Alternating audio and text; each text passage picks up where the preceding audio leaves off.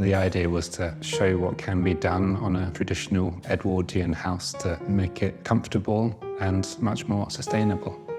So to keep the embodied energy as low as possible, I used natural materials like timber and stone.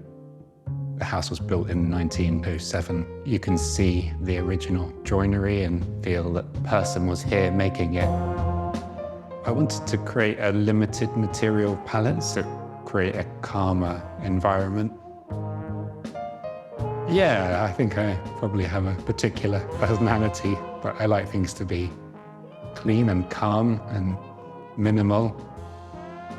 The more you live in an architectural house, the more you realize how important it is to be comfortable as well. And also, it's lovely to have something that will last a long time. And if I could have a Zen space all the time, that would be amazing.